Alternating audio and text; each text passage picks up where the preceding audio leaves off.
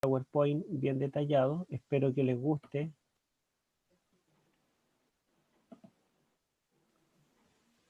Los 7 sellos del Apocalipsis. Ya vienen los 7 sellos. Ya. Cuando hablamos de los 7 sellos del Apocalipsis, los 7 sellos no están en el aire, sino que los 7 sellos pertenecen al libro. Y dijimos que los libros en los tiempos bíblicos eran rollos, ¿sí? En este caso, ¿verdad?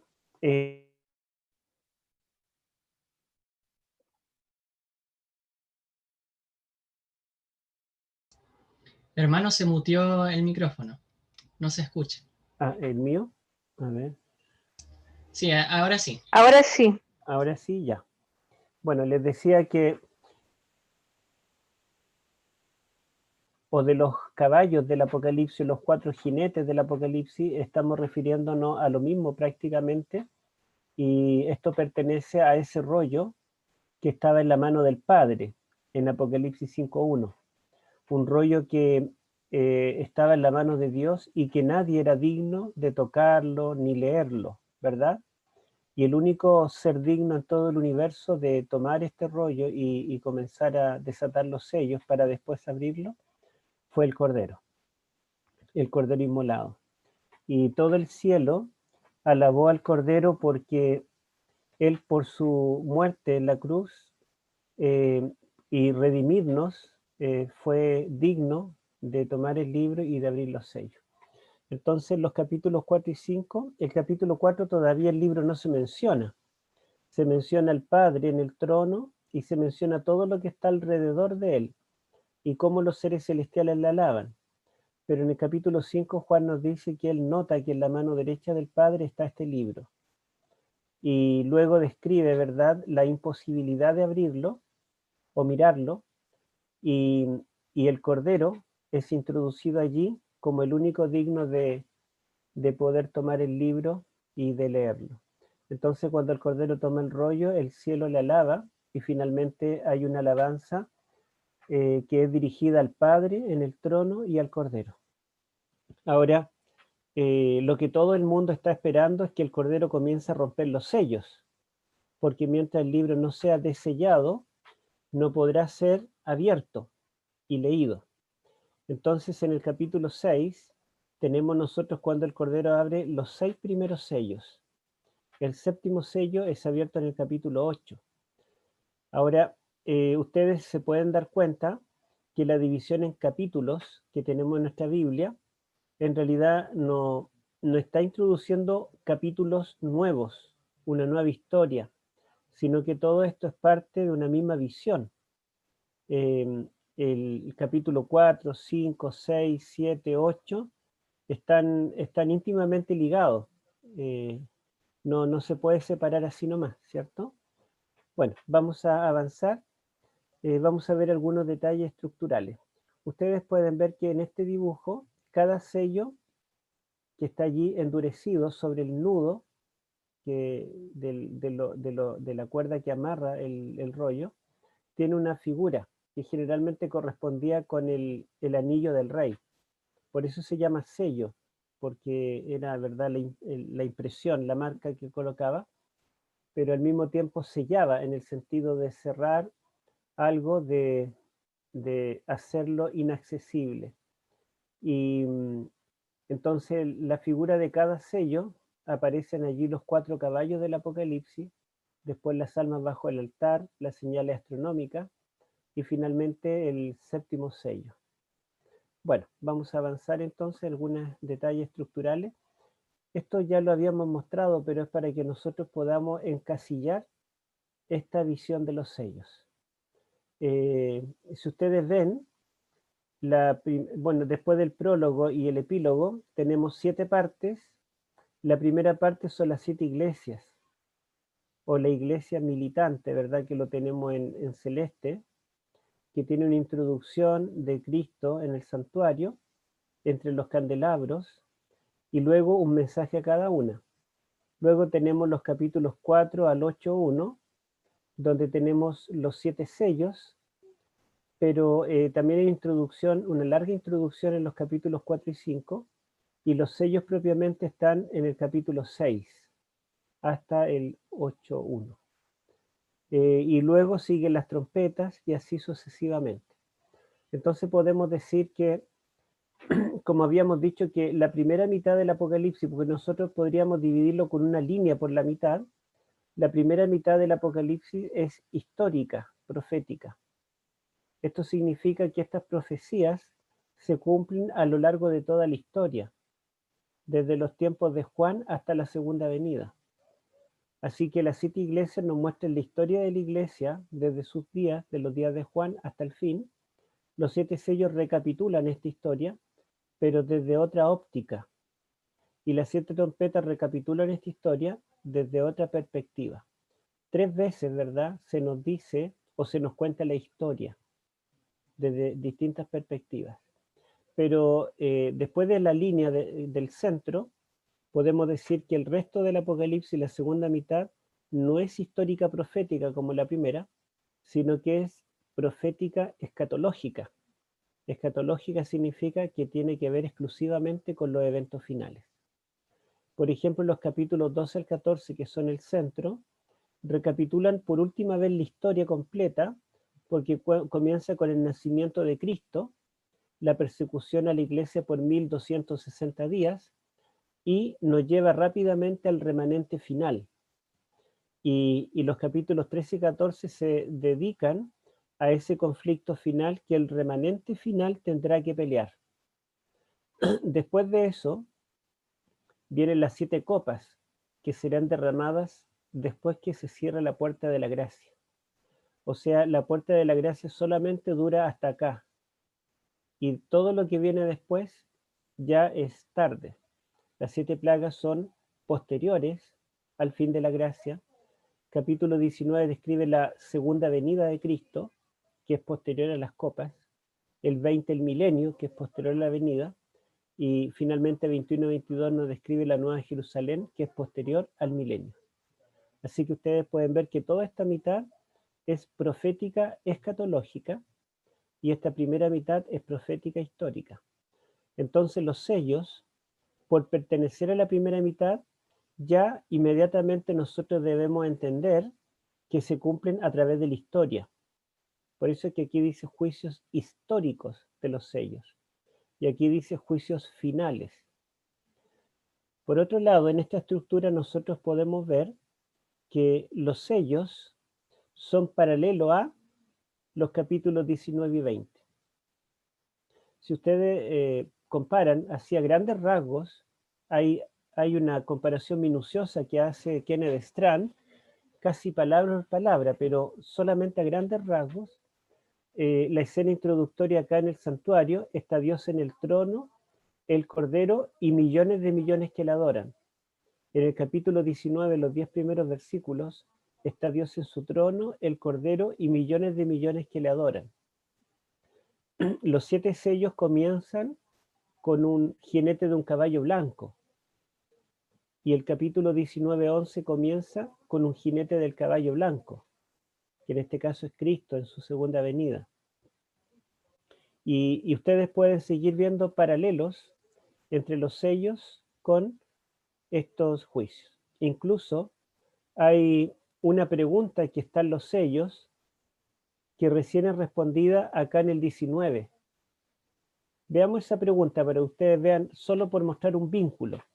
Entonces tenemos a 2 hermanas, se me olvidó el nombre de la Muri.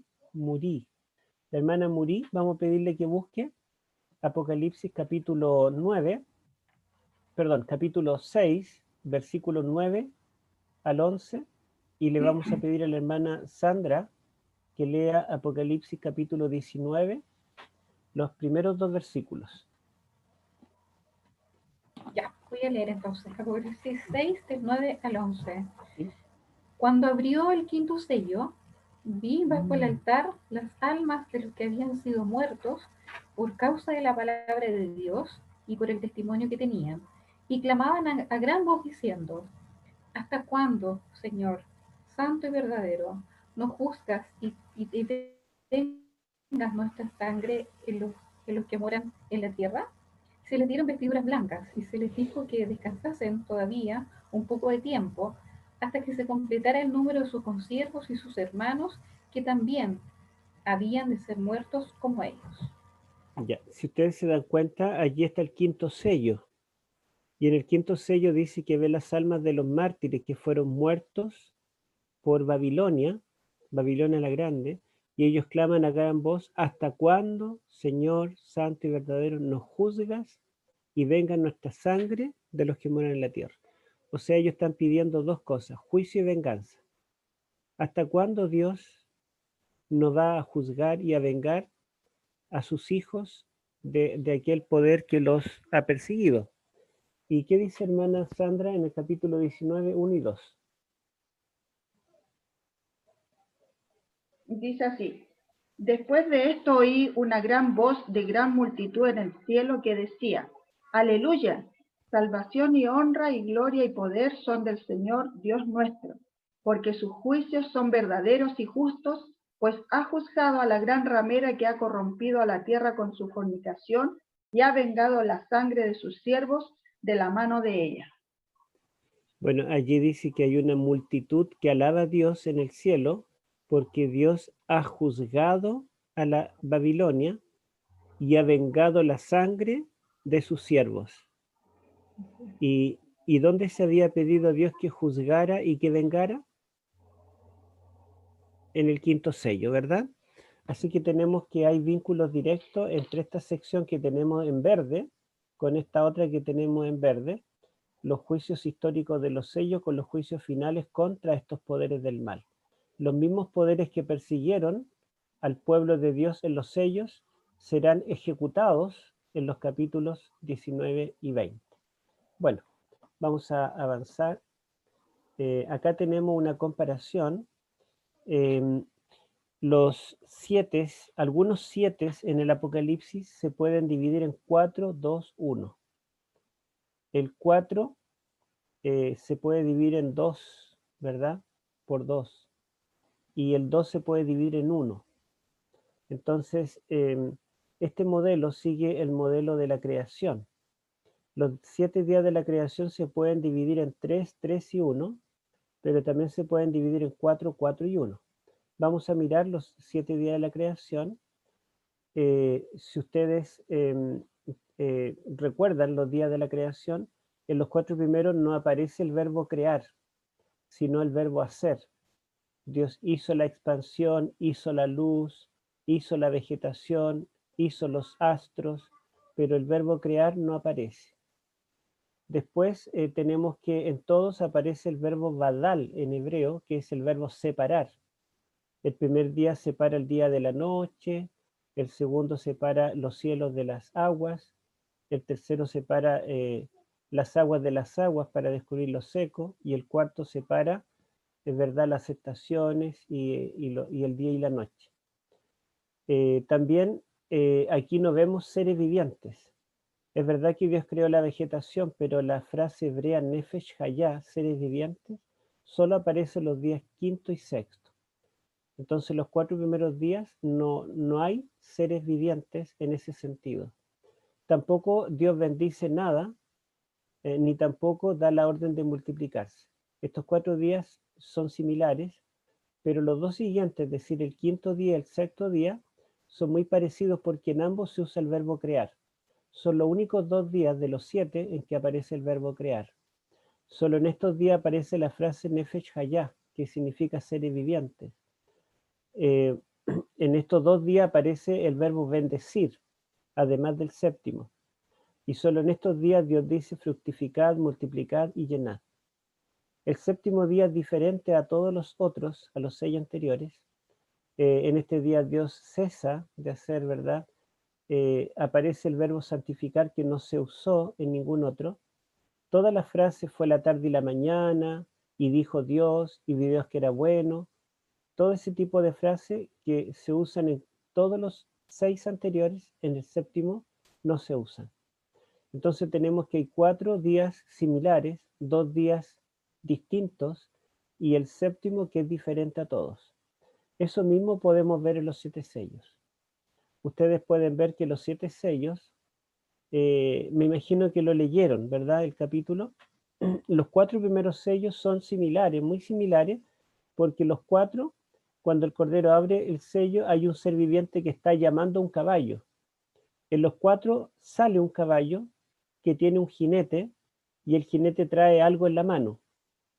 Y en los 4 vemos que es una descripción breve.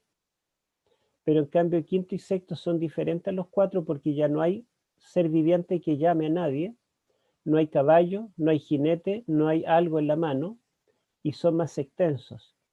Pero son similares porque los dos son clamores. El quinto sello es el clamor de los almas bajo el altar, que ya fue leído, y el sexto sello es el clamor de los impíos para que las rocas y las peñas los cubran. Bueno, hay varias otras similitudes, y yo puse allí varias. Después el séptimo sello es diferente, incluso está separado por un capítulo. Los 6 primeros sellos están en el capítulo 6, luego el capítulo 7 está separando el séptimo, y el séptimo lo encontramos en el capítulo 8. Aquí, en vez de haber clamores o gritos de los seres vivientes o de los jinetes, hay silencio en el cielo. Y es diferente, ¿verdad?, a los demás. Las trompetas también encontramos que se dividen en 4, 2, 1, porque las primeras 4 trompetas son breves, todas anuncian catástrofes que no afectan directamente al ser humano, ni son causadas por el ser humano. Las 4 tienen que ver con eventos de la naturaleza, simbólicos. En ninguno hay elementos temporales, como periodos o algo así. En cambio, la quinta y sexta son muy similares, porque en ambas hay hay un elemento temporal. En la quinta hay 5 meses, en la sexta hay 1 hora, día, mes y año. Hay un águila que separa las 4 primeras de las últimas 3. También estas son llamadas ayes y las primeras no. Acá en ambas hay ejércitos innumerables. En la quinta un ejército que parecen langostas con cola de escorpión, con cara de hombre, cabello de mujer, dientes de león y coraza de hierro. Y en la sexta hay un ejército innumerable que parecen caballos con cabeza de león que dispara fuego y cola de serpiente que tiene veneno, y jinete vestido de azul, rojo y amarillo. Entonces, tienen mucho en común. Y la séptima es diferente, incluso hay 2 capítulos que la separan, porque estas 4 están en el capítulo 8, quinta y sexta en el 9, y después tenemos 10 y 11 que están separando a la séptima trompeta, que es diferente también a las demás. Así que esta división de los 7 en 4, 2, 1, no lo tenemos en todos los 7 del Apocalipsis. Por ejemplo, las 7 iglesias no se pueden separar en 4, 2, 1. Tampoco las 7 plagas, las 7 copas no se pueden separar en 4, 2, 1. Tampoco las 7 cabezas de la bestia no se pueden separar en 4, 2, 1. Entonces solamente los sellos y las trompetas se separan en 4, 2, 1. Eso quiere decir que los sellos con las trompetas tienen mucho en común, y podemos decir que los 7 sellos muestran cómo el pueblo de Dios es perseguido y atacado por los apóstatas, y las trompetas vemos cómo Dios defiende a su pueblo de esos apóstatas. Vamos a ver la siguiente. Al comparar los sellos con las trompetas, esto es un aporte mío, donde descubrí varios paralelos. Por ejemplo, los sellos tienen introducción del santuario, lo mismo las trompetas. Los 6 primeros sellos se pueden dividir en los 4 primeros, ¿verdad? Y los quinto y sexto, como dijimos, 4 y 2. Lo mismo las trompetas, las 6 primeras. Luego, antes del séptimo sello y antes de la séptima trompeta, tenemos un capítulo largo acá, ¿verdad?, que está separándolos, y que es doble, tiene una doble descripción del remanente. Primero, ¿verdad?, se menciona el remanente que son contados, 144.000, y después la victoria del remanente. Y los capítulos 10 y 11 también es una doble descripción del remanente. Primero son medidos, acá son contados y aquí son medidos. y se habla también de la victoria final de ese remanente. Si nosotros vemos acá en detalle, después lo veremos, el capítulo 7 cuando habla de que los que fueron contados son los 144.000, está hablando del fin del juicio investigador. Cuando termina el juicio investigador, se pone el sello en la frente a los que son los escogidos, ¿verdad? Pero acá cuando dice que el remanente es medido, se refiere al comienzo del juicio investigador. Entonces acá está hablando del fin del juicio investigador y aquí del comienzo del juicio investigador. Y el séptimo sello dice que hubo silencio en el cielo, y la séptima trompeta hubo grandes voces en el cielo, lo contrario. En ambos actúan seres celestiales, en ambos hay un mueble del santuario, aquí el altar del incienso, aquí el arca del pacto, y en ambos se describen truenos, voces, relámpagos, terremotos. Así que ustedes pueden ver que hay similitud. Ahora, los sellos, cuando se abre cada sello, no se puede hacer un bosquejo similar a las 7 iglesias, que podíamos hacer una línea de tiempo desde la cruz hasta la segunda venida. Los sellos no, porque a diferencia de las 7 iglesias, cada iglesia representa un periodo. Los sellos son un poco distintos, porque cuando el Cordero rompe el primer sello, sale corriendo un caballo blanco. Pero no quiere decir que cuando rompe el segundo sello, el caballo blanco para, o el primer sello es cerrado de nuevo. Cuando el Cordero abrió el primer sello, ese primer sello queda abierto en forma definitiva y el caballo queda corriendo en forma definitiva hasta la segunda venida. Cuando rompe el primer sello, ese caballo también continúa corriendo a pesar de que el Cordero abrirá un tercero, un cuarto, un quinto. Lo que significa es que los sellos son sucesivos porque se numeran con números ordinales, primero, segundo, tercero, cuarto, quinto. Significa que el quinto, por ejemplo, es posterior al cuarto, pero anterior al sexto. Sin embargo, cuando se rompe el quinto sello, los otros 4 todavía están presentes en alguna forma. Lo característico de ese periodo es el quinto sello, pero no quiere decir que los sellos anteriores no estén, porque una vez que se abre un sello, no se vuelve a cerrar. Llega el momento, en la segunda venida, en que lo característico es el séptimo sello, pero todos los demás están activos. Les doy un ejemplo. El caballo blanco del primer sello representa las victorias de la predicación del Evangelio, cuando muchos se convierten a Cristo. Eso fue lo característico del siglo I, que los apóstoles predicaron en todo el mundo y ganaban multitudes para Cristo. Pero yo pregunto, aunque ya no fue lo más visible en el siglo II en adelante, ¿dejó de predicarse el Evangelio en el resto de la historia del cristianismo? ¿Dejó de haber conversiones? No, ¿verdad? El segundo sello representa el caballo rojo color sangre con una espada para matar, representa las persecuciones del Imperio Romano. Hubo muchos mártires. Cuando se abre el tercer sello hay un periodo distinto, pero pregunto, ¿deja de ser perseguida la iglesia completamente? ¿Ya no hay ningún mártir más en la historia? No, porque sigue habiendo martirio, ¿verdad? Incluso hasta hoy, que estamos en un tiempo de la mayor civilización, hay países donde los cristianos son perseguidos. Por lo tanto, cada sello está marcando lo más característico de ese periodo, pero no quiere decir que los sellos anteriores se hayan cerrado, que ya terminó. No es que comienza un sello, termina y viene otro distinto, sino que viene otro sí, pero el primero, el segundo, el tercero siguen su curso. Más débiles corren más lento, pero siguen corriendo.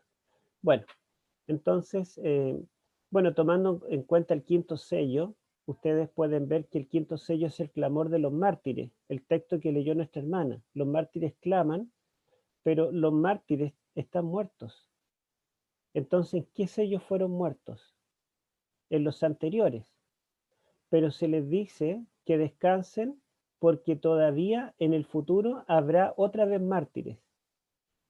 Así que ustedes se pueden dar cuenta cómo este sello está evocando a los sellos anteriores y también está diciendo que vendrán otros sellos a futuro. Bueno, veamos la siguiente. Ahora Apocalipsis 6 depende de Daniel 7. Si ustedes recuerdan, dijimos que el centro de todo el libro de Daniel era el capítulo 7. Y el capítulo 7 comienza aludiendo a la creación, cuando dice que los vientos del cielo chocaban sobre el gran mar, y eso nos recuerda el principio, ¿verdad? Cuando Dios al crear dice que el Espíritu de Dios se mueve sobre el gran mar y describe bestias que están subiendo, así como en la creación, ¿verdad? Que Dios hace subir animales y bestias de las aguas y de la tierra. También Apocalipsis, los capítulos 4 y 5 que son introductorios, como los 3 primeros versículos acá también son introductorios de la visión. Los capítulos introductorios nosotros vimos que Dios es adorado como creador. Y los 4 seres vivientes nos recuerdan todos los seres vivientes que Él creó. Y así, muchos detalles, ¿verdad?, nos muestran que la temática de los capítulos 4 y 5 es la creación. Ahora, después tenemos que en la visión de Daniel 7 surgen 4 grandes bestias. Ellas suben del mar. Y en los primeros 4 sellos tenemos que salen 4 caballos. Entonces 4 bestias, 4 caballos. Después de las 4 bestias nosotros tenemos la escena del juicio. Fueron puestos tronos, el juez se sentó, los libros fueron abiertos. Y después de los 4 primeros sellos nosotros tenemos que en el quinto los mártires están pidiendo que Dios haga juicio. ¿Hasta cuándo nos juzgas y venga nuestra sangre? Finalmente, ¿verdad? Después del juicio, dice que el Padre, que está en el trono, le entrega el reino a su Hijo, al Hijo del Hombre. Finalmente, el sexto sello, vemos al Padre en el trono y al Hijo que están viniendo en las nubes del cielo. Entonces, los 7 sellos nos recuerdan Daniel 7.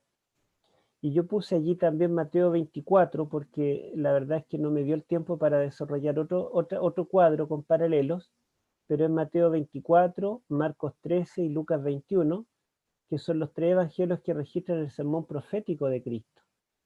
Si ustedes ven, Cristo dice que habrá pestes, hambres, terremotos, ¿lo recuerdan? Y dice que aún no es el fin. Justamente, los primeros 4 sellos nos están anunciando eso. El segundo sello, que es el caballo rojo, nos anuncia guerras. Y Jesús dice que habrá guerras, se levantará nación contra nación. El tercer sello nos está anunciando que habrá hambre.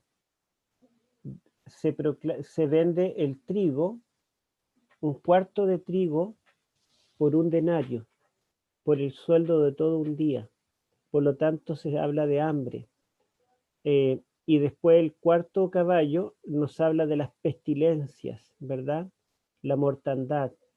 Y entonces los terremotos, el hambre y la pestilencia que menciona Jesús están presentes en los sellos segundo, tercero y cuarto. El primero me faltó decir, ¿verdad? El caballo que representa la predicación del Evangelio. Jesús dice que será predicado el Evangelio a todo el mundo y entonces vendrá el fin. O sea, estos 4 tópicos, los 4 caballos, están presentes en el Sermón del Monte. La predicación del Evangelio, que viene después, las guerras, el hambre y la pestilencia. Y también vemos que Jesús está anunciando un juicio y también está anunciando que Él viene en las nubes en su trono de gloria, lo que nos recuerda el sexto sello. Por lo tanto, los 7 sellos están presentes en el sermón profético de Cristo. Y como el sermón profético es anterior a la revelación del Apocalipsis, podríamos decir que el sermón profético es el nexo que une Daniel 7 con los 7 sellos del Apocalipsis. Vamos a avanzar.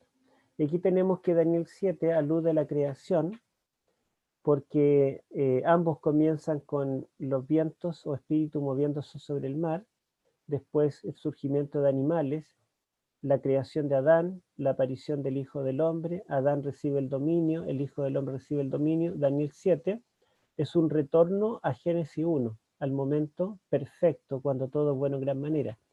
Y recuerden ustedes que dijimos que en esta estructura los 7 sellos, como las 7 trompetas, están aludiendo a los 7 días de la creación. Los 7 sellos para hablar cómo Dios está creando a su iglesia, y las 7 trompetas como Dios está descreando o destruyendo la creación de este mundo corrompido. Bueno, vamos a avanzar. Todo eso eran detalles estructurales y vínculos que podíamos ver. Ahora vamos a ver los 4 primeros jinetes del Apocalipsis, y yo voy a mirar aquí la hora porque la verdad es que no importa que no alcancemos a verlos todos hoy, quizá podríamos ver los 4 caballos primero. Ahí los tenemos, el primero es blanco y el jinete tiene un arco y le es dada una corona. El segundo caballo rojo, el jinete tiene una gran espada.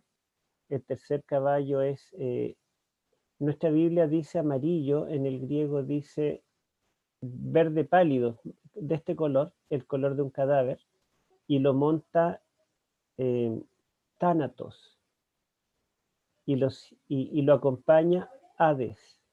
Hades y Tánatos, dos palabras griegas. Tánatos es la muerte y Hades es el sepulcro, o para los griegos el dios de los muertos. Después el cuarto caballo es un caballo, acá no se nota mucho, aquí están invertidos porque este es el cuarto y el tercero es color negro y lo sigue un comerciante que tiene una balanza. Vamos a verlo entonces en detalle. Yo puse el texto griego porque hay detalles que a veces no se notan en la traducción, pero nuestras hermanas lo van a leer en castellano y yo voy a explicarle algunas cositas de acá del griego. A ver, ¿a quién le toca leer los versículos 1 y 2? Creo que la hermana Murín. Morín, acá. Murín. Vi cuando el Cordero abrió uno de los sellos, y oí a uno de los 4 seres vivientes decir como con voz de trueno: ven y mira.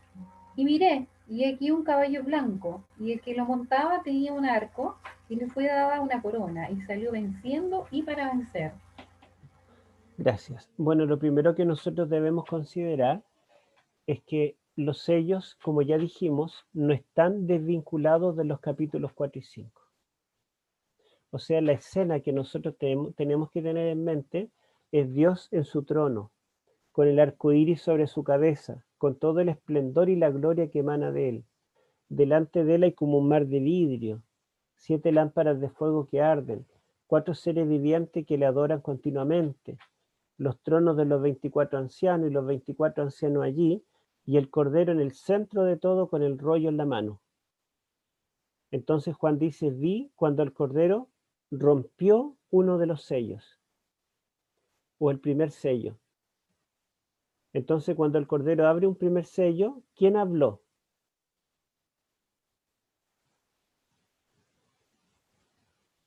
Alguien dijo algo, ¿verdad? Ven y mira. Claro, pero ¿quién lo dijo? El primer ser viviente. El primer ser viviente. Entonces el primer ser viviente habló. ¿Cómo era el primer ser viviente? ¿Se acuerdan que los 4 eran diferentes?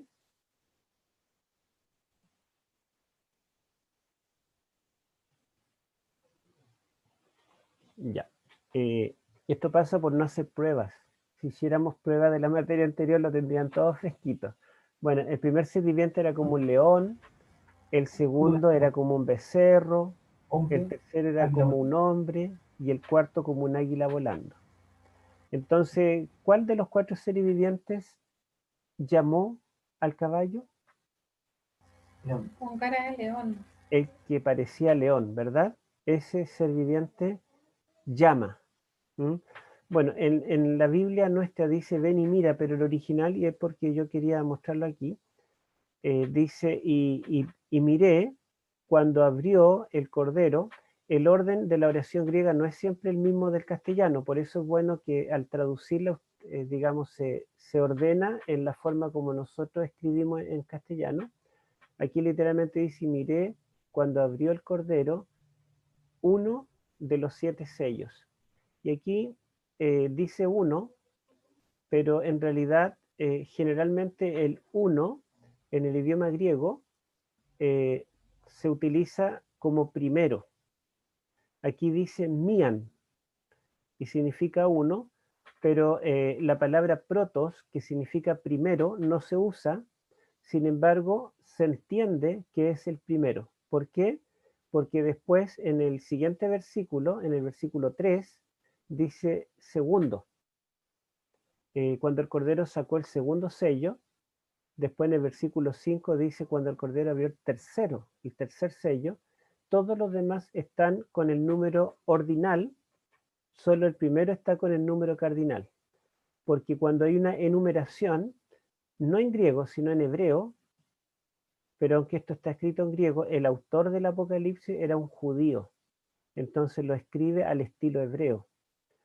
Y esto lo asemeja más con Génesis, porque los 7 días de la creación, dice, fue la tarde y la mañana el día 1, y después fue la tarde y la mañana el día segundo, el día tercero, el día cuarto, todos los demás tienen el ordinal, pero el primero tiene el cardinal.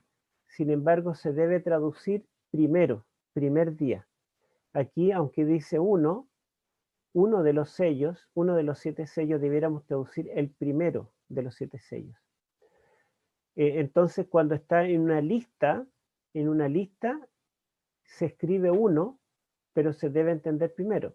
Y cuando está comparando, se escribe uno y se debe leer primero. Por eso es que en Daniel capítulo 10 dice que Miguel es uno de los principales príncipes, pero debemos traducirlo, Miguel es el primero de los principales príncipes. Bueno, entonces dice uno de los seres vivientes, perdón, uno de los 7 sellos, y oí uno, otra vez, genos significa uno también, uno de los 4 vivientes, pero ese uno debemos entenderlo también primero, el primero de los 4 vivientes, diciendo como con voz de trueno. Y aquí, erhu significa ven, pero es un mandato, está en imperativo. No es decir, puedes venir, ven por favor, sino que esto es una orden, ven. Y la voz del primer ser viviente dice que era como un trueno. Yo creo que cuando nosotros estamos tranquilos en la casa y de pronto en una tormenta suena un trueno, saltamos, es una voz fuerte. Entonces el primer ser viviente, que es como un león, gritó ven. Y en nuestra Biblia dice ven y mira. Bueno, ese fue un agregado medieval, que no está en los originales. El original, como está acá, solamente dice ven. Entonces cuando se le agrega y mira, nosotros entendemos que el ser viviente está llamando a Juan. Que a Juan se le dice, Juan, ven y mira. Pero no se le dice a Juan, sino que se le dice al caballo, al jinete. Porque cuando él dice ven, dice salió un caballo blanco. Así que el ser viviente está llamando al jinete del caballo blanco a que salga. Juan no tiene que ir a mirar porque Juan está ahí en medio de la escena. Él está mirando todo lo que pasa. Él dice en el versículo 1, la primera palabra dice, y miré cuando el Cordero abrió el primero de los 7 sellos. O sea, él estaba mirando. No necesitaba que le dijeran ven y mira. Entonces, cuando el ser viviente dice ven, en ese momento, el que sale al llamado, a la orden del ser viviente es un caballo blanco. Entonces, y miré, y he aquí un caballo blanco, y el que montaba sobre él, literalmente, o el que lo montaba, tenía un arco y le fue dada una Estéfanos, la corona. ¿Se acuerdan que dentro del grupo que está presente allí en el cielo, los 24 ancianos también tienen Estéfanos, la corona del vencedor? Bueno, justamente este caballo, el jinete de este caballo blanco tiene la misma corona que los 24 ancianos. Y es la misma corona que se prometió a la iglesia se prometió a dos iglesias. Se prometió a la iglesia de Esmirna y se prometió a la iglesia de Tiatira. Perdón, no de Tiatira, de Filadelfia. Y dice, y vino, y salió venciendo y para vencer. Y algo que también está presente en las 7 iglesias, ¿se acuerdan que a cada iglesia se le dice el que venciere? Así que este caballo blanco está representando a la iglesia cristiana que salió victoriosa en el primer siglo de todas las luchas que tuvo que enfrentar. El caballo blanco porque todavía la iglesia no está contaminada con falsas doctrinas. ¿Se acuerdan ustedes que la iglesia de Éfeso combatió a todos los falsos maestros?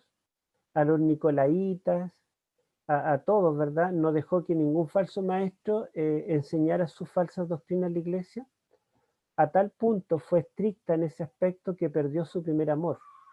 Entonces el caballo blanco es paralelo con la primera iglesia en el sentido de que mantuvo la verdad pura. El arco representa las luchas. El arco, el caballo, después vemos la espada, la sangre, la mortandad, todas estas características son símbolos apropiados de una batalla. La historia de la iglesia es la historia del gran conflicto. Por eso es que cuando Elena de White escribe la historia de la iglesia cristiana, en Daniel y Apocalipsis, ella le titula al libro El conflicto cósmico o el gran conflicto, porque la historia de la iglesia cristiana es una historia de un conflicto, de una batalla, de una guerra. Y acá vemos que se utilizan símbolos bélicos, símbolos que tienen que ver con batallas. Así que la iglesia es la iglesia militante, la iglesia que está luchando. Pero lo bueno es que el caballo se conserva blanco, todavía no tiene mancha. Y el jinete salió venciendo y para vencer y obtuvo la corona de victoria. Esto representa a la iglesia cristiana durante el primer siglo. Ahora, fíjense que no es casualidad que el caballo victorioso con el jinete victorioso sean llamados por el león. ¿Se acuerdan ustedes lo que dice Apocalipsis 5:5? A ver, leámoslo. Vamos a pedir a la hermana Sandra Soto, que nos lea Apocalipsis 5:5. Dice, y uno de los ancianos me dijo, no llores, he aquí que el león de la tribu de Judá, la raíz de David, ha vencido para abrir el libro y desatar sus 7 sellos. Ya. Entonces, el león que llama a este caballo victorioso y a este jinete victorioso nos recuerda a Cristo que ha vencido, el león de la tribu de Judá ha vencido para abrir el libro. Entonces, el león es símbolo de victoria y nos recuerda la victoria de Cristo. Entonces, la iglesia de Cristo está siguiendo los pasos de él y está venciendo como Cristo venció. Vamos a leer entonces, bueno, ahí tenemos un dibujo, lo sacamos de internet, que el primer caballo es blanco, el jinete que lo monta tiene un arco y le fue dada una corona. Veamos el segundo sello, está en Apocalipsis 6, 3 y 4, lo vamos a leer en castellano y después vamos a decir algunos detalles del texto original. Le pedimos a la hermana Murín. Cuando abrió el segundo sello, oí al segundo ser viviente que decía, ven y mira. Y salió otro caballo, bermejo, y el que lo montaba le fue dado poder de quitar de la tierra la paz y se matasen unos a otros y se le dio una gran espada. Ya. Entonces dice, y cuando abrió el segundo sello. ¿Quién abrió el segundo sello? A ver, los que tienen audio. El cordero.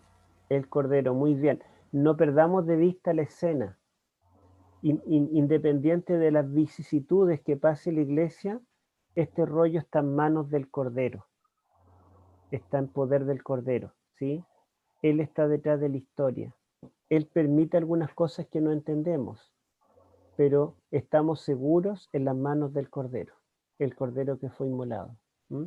Entonces dice, y cuando abrió el sello, el segundo, oí al segundo viviente decir, ven. Otra vez es un imperativo, solo que aquí no dice con voz de trueno o de relámpago, de trueno decía, sino que simplemente dice, ven. Es un imperativo también, está llamando, no a Juan, sino al segundo jinete. Dice, y salió otro caballo, pirros es rojo, un caballo rojo, y al que lo monta o al que está sentado sobre él, literalmente dice así, y el que está sentado sobre él, le fue dado tomar la paz de la tierra o quitar la paz de la tierra.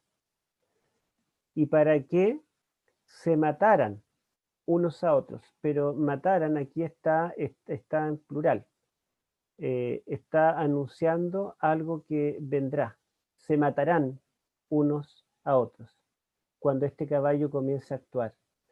Y le fue dada una gran espada, Mahaira es la palabra acá, una gran espada.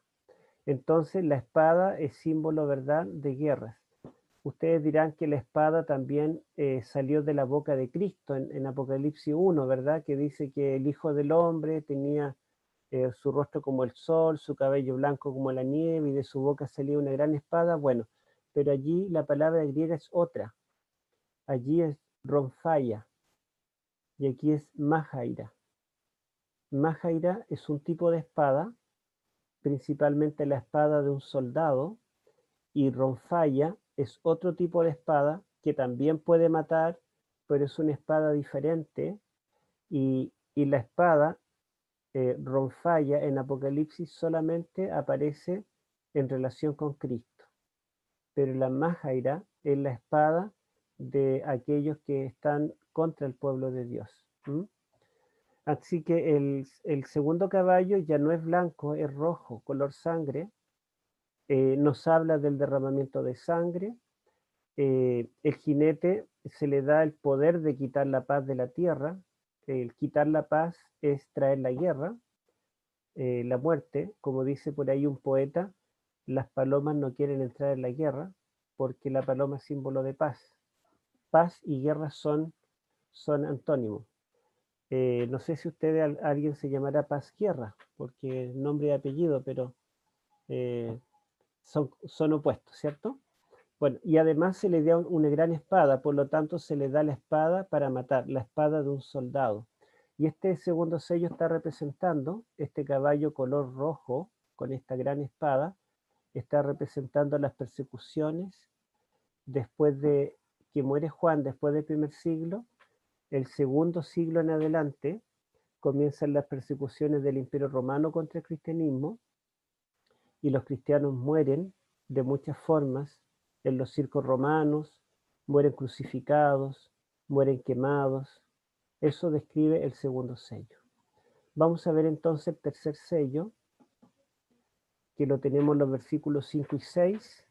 ¿A quién le toca? Pero me faltó, le toca a la hermana Sandra, pero antes de que lea, se me olvidó una cosa. ¿Quién llamó a este caballo rojo?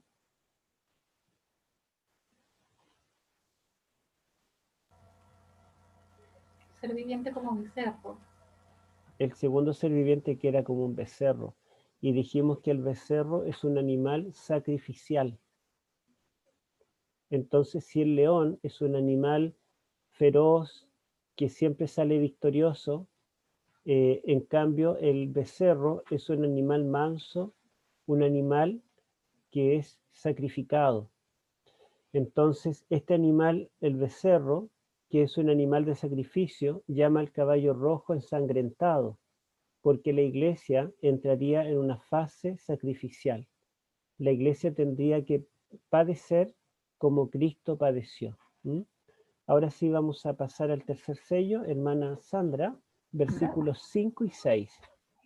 Dice, cuando abrió el tercer sello, oí al tercer ser viviente que decía, ven y mira, y miré, y he aquí un caballo negro, y el que lo montaba tenía una balanza en la mano. Y oí una voz de en medio de los 4 seres vivientes que decía, 2 libras de trigo por un denario y 6 libras de cebada por un denario, pero no dañes el aceite ni el vino. Ya, gracias. Entonces acá, ¿verdad? Dice que cuando abrió el sello, el tercero, en griego se pone en orden diferente, oí del tercer ser viviente diciendo, ven. También aquí está el mandato, ¿verdad? En imperativo. Pero tampoco aquí está con voz de trueno o algo así, simplemente dice ven, y he aquí, perdón, y miré, y he aquí un caballo negro, melas, en griego negro, de allí vienen melanocitos, que son las células de la piel que nos dan el tinte oscuro, ¿verdad? Y dice, y el que estaba sentado sobre él tenía un sugón. Sugón significa, en primer lugar, yugo, el yugo de los bueyes, que ustedes pueden ver que el yugo es como un palo, ¿verdad? Que sirve para unir, para que 2 bueyes puedan trabajar juntos. Y en cierta forma tiene que ver con el equilibrio, porque yo no puedo poner un buey y una oveja. No podría, porque el buey es muy grande, la oveja es muy chica. Entonces, por eso también dice la escritura, no os unáis en yugo desigual, porque tiene que haber similitud, ¿verdad? En los dos que se van a enyugar. Pero esta palabra, sugón, con el tiempo pasó a significar también como, en segundo lugar, balanza, porque como el yugo, ¿verdad?, une 2 cosas semejantes, la balanza también se usa para pesar 2 cosas semejantes, equivalentes en peso. Entonces, en el contexto, de acuerdo a lo que dice el versículo 6, aquí los traductores en general, en todas las Biblias, traducen esta palabra como balanza. Entonces, el que estaba sentado sobre él tenía una balanza en su mano. Dice, y oí como voz en medio de los 4 vivientes diciendo, ustedes se dan cuenta que los vivientes son protagonistas acá. ¿Se han dado cuenta que los 24 ancianos no aparecen? Pero sí los 4 seres vivientes a cada rato. Y ahora dice que la voz que habla es una voz que está en medio de los 4 seres vivientes. En medio de los 4 seres vivientes estaba el trono de Dios. Lo más probable es que esta voz sea la voz de Dios. ¿Y qué dice? Dice, bueno, nuestra Biblia dice 2 libras de trigo, pero en realidad en griego dice 1/4 de trigo por un denario y 3/4 de cebada por un denario. Eso significa 1/4 de trigo, significa que es muy poco. En la 1/4 parte del trigo, se entiende que en la 1/4 parte de un kilo, o en este caso de, ¿cómo dice la Biblia en castellano? ¿Cómo lo traduce?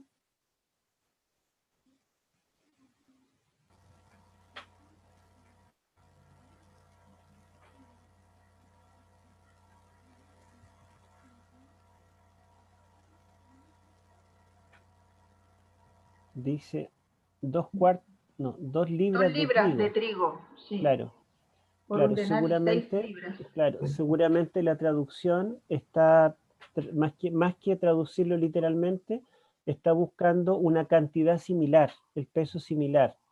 2 libras, 2 libras, ¿cuánto es una libra? Bueno, los que saben inglés, es la medida que se usa en Estados Unidos. Una libra es como medio kilo, parece, poco menos.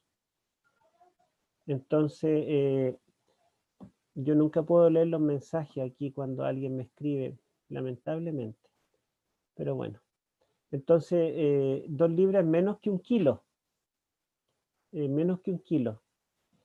Y menos de un kilo, ni siquiera un kilo de trigo para hacer pan, es por el sueldo de todo un día. Recuerden ustedes que en la parábola, el señor de la viña le ofrece a los obreros un denario por trabajar todo un día de sol a sol. Y ellos aceptan felices. Parece que ese era un buen precio. Pero trabajar tanto para poder comprar menos de un kilo de trigo es un trigo de oro, ¿verdad? Muy caro. Y la cebada, que en realidad no se usaba en los tiempos bíblicos para el alimento humano, sino que se usaba para los caballos, aquí se está vendiendo también por un precio caro. En Israel solamente usaban la cebada para hacer pan cuando había mucha escasez, cuando no había para comprar trigo. Entonces, esto quiere decir la balanza en la mano y esa voz que pareciera una feria, ¿verdad? Donde están ofertando, pero a un precio muy caro, da a entender de que en este tiempo el evangelio sería comercializado y, y se le pondría un precio caro, sería casi inaccesible el pan, porque el trigo y la cebada se usaban para hacer pan. El pan sería caro. ¿Se acuerdan ustedes que en las 7 iglesias se le dice a una, y me parece que también en la tercera, Pérgamo, claro, es la de Pérgamo, que dice que el que venciere le dará a comer el maná escondido, porque el maná es el pan del cielo, es Cristo, que estuvo escondido en el tiempo de apostasía, ¿verdad? Cuando la iglesia comenzó a mezclarse con el imperio romano, entonces la palabra de Dios fue reemplazada por tradiciones humanas y por elementos del paganismo. Y aquí, ¿verdad? El pan, la palabra de Dios, Cristo, está casi inaccesible a un precio muy alto. La balanza muestra cómo, ¿verdad? La iglesia se enyugó con el Estado, en yugo desigual. La iglesia se, digamos, se vendió, entró a comerciar con el imperio pagano y adoptó muchos elementos de la religión pagana de Roma, incluso el día de adoración que usaba Roma, que era el domingo, las imágenes que usaban los templos paganos de Roma, los títulos del emperador, ¿verdad? Sumo pontífice y tantos más. Entonces vemos un tiempo en el cual lamentablemente la iglesia se comienza a paganizar y el caballo que en el principio era blanco, aquí es color negro. Eso quiere decir que ya no queda verdad. La verdad fue reemplazada por las tinieblas. La balanza también nos recuerda que la salvación fue vendida. ¿Se acuerdan ustedes de las indulgencias? Había que comprar el perdón. Había que comprarlo también no solo con dinero, sino con penitencias, con obras meritorias. Entonces la salvación por gracia, que es lo que predicaron los apóstoles en el primer siglo, en el caballo blanco, ahora la salvación es por méritos, por hacer mandas, penitencias, pagar indulgencias. Todo eso, ¿verdad? Es una corrupción del evangelio. Y ustedes ven cómo el comercio, ¿verdad?, que era propio de los templos paganos, entró también lamentablemente en el cristianismo romano. Bueno, entonces, a pesar de que esta voz dice que el pan, el trigo y la cebada, con el cual se hacía pan, estaría casi inaccesible, no debe ser dañado el aceite. Esta palabra elaion significa aceite de oliva, ni tampoco el vino, oinon. Ni el aceite ni el vino deben ser dañados. El aceite representa al Espíritu Santo. El vino representa la sangre de Cristo. O sea, aún en ese tiempo oscuro, el Espíritu Santo no fue dañado, estuvo actuando igual. El vino de la sangre de Cristo estuvo también perdonando y limpiando a aquellos que lo buscaban. Eso representa el caballo color negro. Y ahí tenemos una imagen, ¿verdad? Un caballo negro y el que lo monta tiene una balanza en la mano. Veamos el cuarto. A ver, en los versículos 7 y 8, ¿a quién le tocan? A mí me toca. Ya. Y este va a ser el último para que tengamos tiempo de conversar después y ya los últimos 3 sellos los vemos el lunes que viene, si Dios quiere. Cuando abrió el cuarto sello, oí la voz del cuarto ser viviente que decía: ven y mira. Miré y aquí un caballo amarillo, y el que lo montaba tenía por nombre Muerte, y el Hades le seguía, y le fue dada potestad sobre la cuarta parte de la tierra, para matar con espada, con hambre, con mortandad y con las piedras de la tierra. Ya. Bueno, antes de esto, ustedes no me recordaron que me faltó algo acá. ¿Quién llamó al caballo negro? El que tenía la cara de hombre. El tercer viviente que tenía rostro como de hombre. Hombre. Porque acá, ¿verdad? Lo divino reemplazado por lo humano.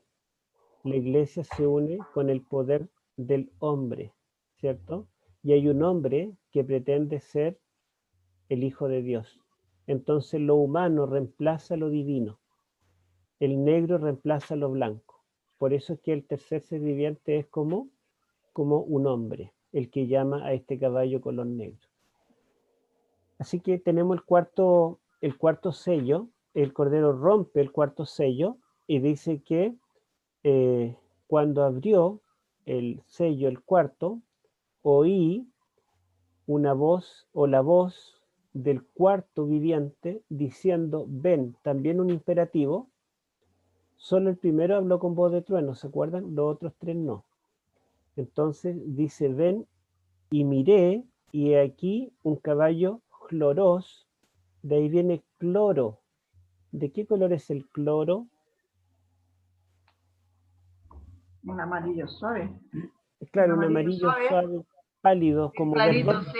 entre verde y amarillo, ¿cierto? Medio pálido. Ese es el color. Algunas Biblias traducen pálido, otras verde y otras amarillo, pero cloro significa eso, es como un color verde amarillento y es el color de un cadáver.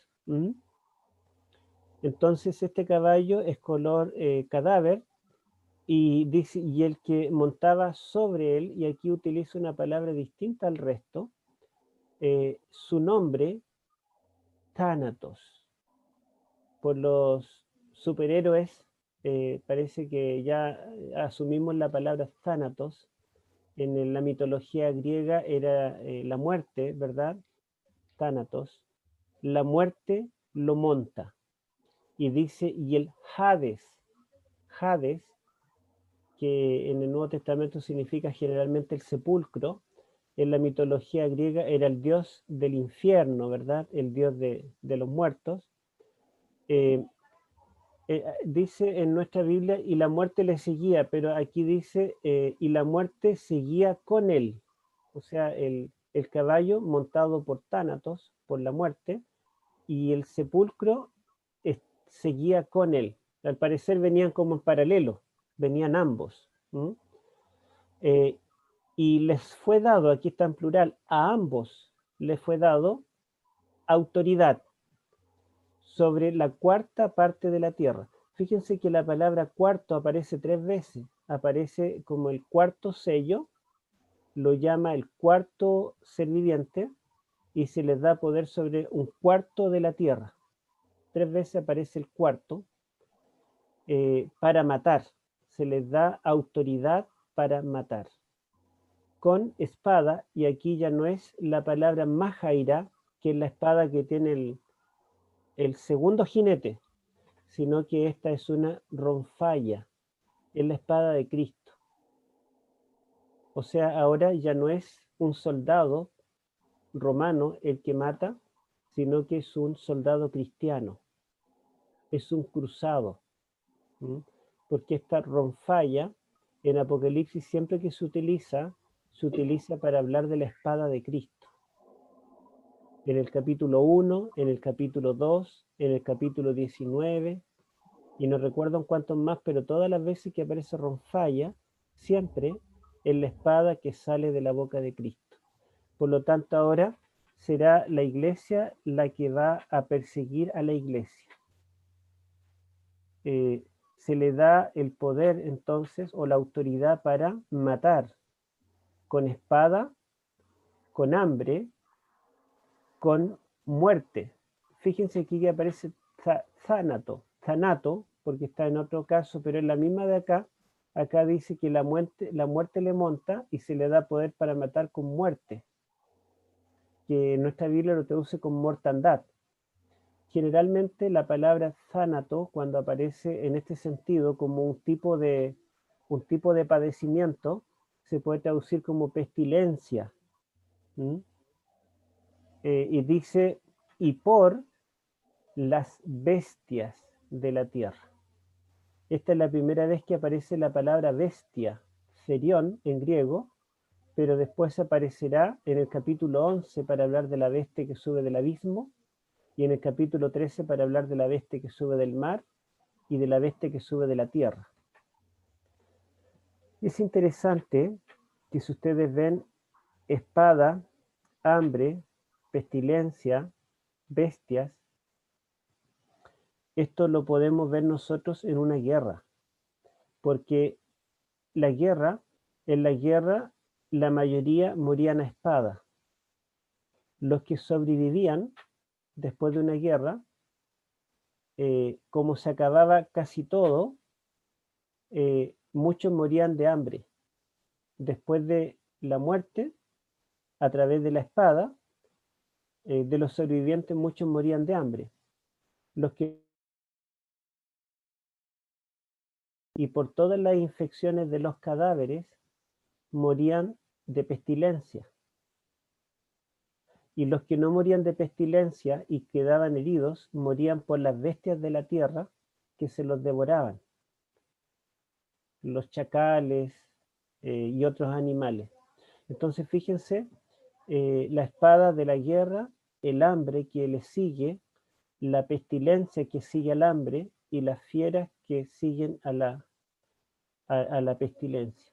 Yo me recuerdo el profeta Jeremías que dice que por la apostasía del pueblo de Dios, dice que Dios enviará espada contra ellos, y los que escapen de la espada morirán del hambre, y los que escapen del hambre morirán de pestilencia, y los que escapen de pestilencia serán comidos por fieras, en este mismo orden.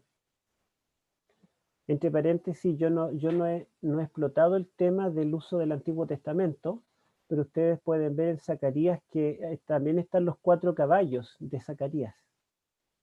Y ahora tenemos acá los 4 caballos del Apocalipsis. Y todos los teólogos reconocen que los 4 caballos del Apocalipsis están diseñados en base a Zacarías, a los 4 caballos que él ve en visión. Bueno, entonces, ¿qué podemos decir más acá? El cuarto ser viviente llamó a este cuarto caballo. ¿Quién es el cuarto ser viviente? El águila volando. Muy bien, el águila volando.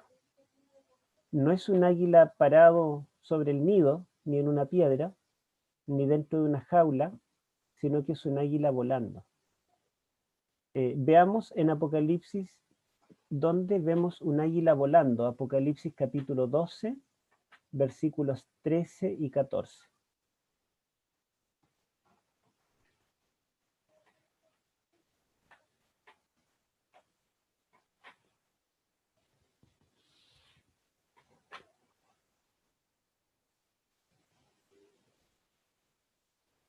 No sé quién le tocará. ¿A mí parece, pastor, o no? ¿Me parece? Sí. Sí, hermana. 13 y Apocalipsis 14. 12. Ah, 12. Sí, versículos 13 y 14. Ya. Dice, y cuando vio el dragón que había sido arrojado a la tierra, persiguió a la mujer que había dado a luz al hijo varón, y se le dieron a la mujer las 2 alas de la gran águila para que volase de delante de la serpiente al desierto, a su lugar, donde es sustentada por un tiempo y tiempos y la mitad de un tiempo. Ya. Entonces, fíjense ustedes que el dragón, que es Satanás, está representando allí a la iglesia apóstata, que tiene poder para perseguir al verdadero pueblo de Dios, a la mujer, por tiempo, medio tiempo, que son los 1260 años. Y dice que cuando el dragón persiguió a la mujer, ¿qué hizo Dios en favor de la mujer, que representa a la iglesia? Le dio Le alas dio de algo. águila. Le dio las alas de la gran águila para que pudiera sobrevivir, para que volase de la serpiente hasta el desierto donde pueda ser protegida. Entonces fíjense ustedes que el águila representa a Dios protegiendo a su pueblo. Y fíjense ustedes que dice para que volara delante de la serpiente. La serpiente es el dragón, y la serpiente y el águila son antónimos. La serpiente es la que anda más abajo y traga polvo, y el águila el que vuela más alto. Entonces el águila representa lo divino y la serpiente lo satánico. El dragón, la serpiente, persigue para matar, y el águila libera, ¿verdad? Toma. Fíjense ustedes que cuando Dios sacó a su pueblo de Egipto, Dios dice que Faraón es el dragón. Y fíjense cómo Dios se hace llamar en Éxodo capítulo 19, versículo 4. En Éxodo 19, versículo 4. Ahora le toca a la hermana Murín. Dice, vosotros visteis lo que hice a los egipcios, y cómo tomé sobre alas de águilas, y os he traído a mí. Entonces Dios también tomó a su pueblo con alas de águila para rescatarlos de los egipcios opresores de su pueblo, para librarlos. Y los llevó al desierto, ¿verdad? Lejos de los egipcios. Y también en Apocalipsis Dios toma a su pueblo con alas de águila y también lo lleva al desierto, lejos, ¿verdad?, de las persecuciones medievales. Así que este periodo, anunciado por el águila, que representa el aspecto divino y protector de Cristo, está el águila llamando a este caballo color muerte, que traerá mortandad sobre el pueblo de Dios durante la Edad Media. Ahora, fíjese que este caballo, yo le diría, es la obra maestra de Satanás, porque este caballo tiene todos los tormentos de los caballos anteriores. El segundo caballo, el primero no hubo persecución, porque al contrario, es la iglesia la que salió venciendo. Pero el segundo en adelante trae cosas malas. El segundo tiene una gran espada, y dice que en este jinete tiene una espada, se le da poder para matar con espada. El tercer caballo, ¿se acuerdan que es el caballo negro de la balanza, que vende carísimo el pan? Entonces, cuando el alimento está caro, se pasa hambre. Hay escasez y hambre. Y aquí dice que además de matar con espada, tiene poder para matar con hambre. Y el tercer caballo, el que es montado por la muerte, dice que se le da poder para matar con muerte, con mortandad. Por lo tanto, este caballo tiene el poder de Roma, de la espada, el poder de matar con hambre como el tercero, y el poder de matar con mortandad como el cuarto, y también de matar con las bestias. Y las bestias son las que van a actuar en la segunda mitad del Apocalipsis, porque los instrumentos que usará Satanás el dragón después, en la segunda mitad del Apocalipsis, en contra del pueblo de Dios, son las bestias, la bestia del mar y la bestia de la tierra. Así que en este sello, el cuarto sello, se está uniendo todo el poder y todos los tormentos que usaron los anteriores. Y yo les voy a leer, a propósito, que compré un libro Este librito, miren, es muy pequeño. Se llama El Anticristo Actual y me costó 21.000 pesos. Y miren, es más chiquitito que El Camino a Cristo. Es chiquitito, es más chico que mi mano. Y tiene poquitas páginas. Pero lo compré porque este libro lo escribió un reverendo, el reverendo Fred Peters, que es, digamos, un erudito evangélico. Es antiguo, del año 1965, pero él se da cuenta que lo habían engañado. Dice, nosotros los evangélicos estamos predicando el rapto y que el anticristo vendrá después del rapto secreto, pero nos engañaron, hermanos, porque esto del rapto lo inventaron los jesuitas. El verdadero anticristo no va a venir después del rapto. El anticristo, dice él, es el papado y dice todas las características, y yo le voy a leer solamente acá una parte, a ver. Miren, le voy a leer algunos párrafos. Él es un erudito, así que cita la historia, cita muchas fuentes, y fíjense ustedes que aquí el cuarto caballo, el primer caballo blanco representa el siglo I, la iglesia victoriosa. El caballo rojo del siglo II hasta principios del cuarto, que es las persecuciones del Imperio Romano. El tercer caballo negro es desde Constantino, ¿verdad? Siglo IV hasta comienzo del siglo VI, cuando la iglesia se une con el Estado, se enyuga, en yugo desigual, y comienza la apostasía. Y el cuarto caballo representa la supremacía papal, los 1260 años, cuando la iglesia tiene el poder para matar con espada, con hambre, con mortandad, con fieras, con todos los tipos de muertes y torturas. Solamente voy a leer algunos párrafos. Dice,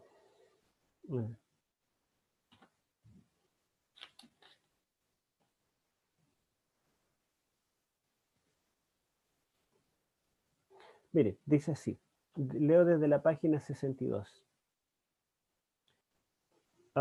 Dice, ellos, los cristianos, por la iglesia de Roma, han sido fusilados, muertos a puñaladas, apedreados, ahogados, degollados, ahorcados, destripados, descuartizados, empalados, quemados o enterrados vivos, asados en espetones horneados, echados a los hornos, tirados por los precipicios, arrojados de torres, hundidos en fangos y pozos, muertos de hambre y frío, colgados en escarpias, suspendidos por el pelo o por las manos o los pies, llenados de pólvora y volados, partidos con espadas o segaderas.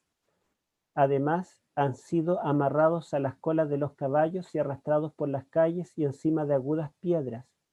Han sido quebrados en la rueda, amartillados en yunques, inflados con fuelles, perforados por hierros candentes, desgarrados poco a poco por tenazas candentes, cortados con cuchillos, tajados con hachas, cortados con cinceles, picados con tenedores, sus cuerpos llenados de alfileres de la cabeza a los pies. Han sido ahogados con agua, cal, trapos, orinas, excrementos o pedazos mutilados de sus propios cuerpos forzados en sus gargantas. Han sido encerrados en cuevas y calabozos, amarrados a estacas, clavados a árboles, atormentados con fósforos prendidos, aceite caliente, brea ardiente, plomo derretido, etc. Han sido desollados vivos. Se les han arrancado la carne de los huesos, han sido hollados y pisoteados hasta que sus tripas han salido. Sus intestinos han sido amarrados a los árboles y sacados lentamente, sus cabezas torcidas con cuerdas hasta que la sangre y aún los ojos brotaron. Cuerdas han sido pasadas por sus narices y ellos arrastrados como puercos y matados como ovejas. Sacar los ojos, arrancar las uñas, cortar las orejas, los labios, las lenguas, los brazos, los pechos, etc. Ha sido un juego muy ordinario para Roma. Hubo personas que fueron obligados a traicionar a sus amigos más queridos, a matar o echar al fuego a sus padres, esposos, esposas, niños, etc.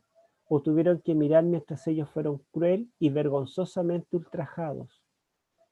Señoras y señoritas también han sufrido tales barbaridades, acompañadas con todas las indignidades, insultos, vergüenzas y angustias punzantes a que su sexo podía exponerles.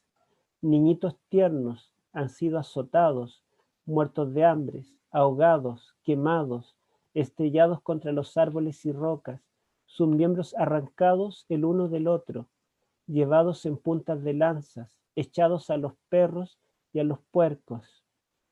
Bueno, es parte de lo que él describe citando la historia, y él dice que la iglesia, en el nombre de Dios, mató más o menos 50 millones de cristianos durante los 1260 años. Otros historiadores dicen que fueron aproximadamente 70 millones de cristianos.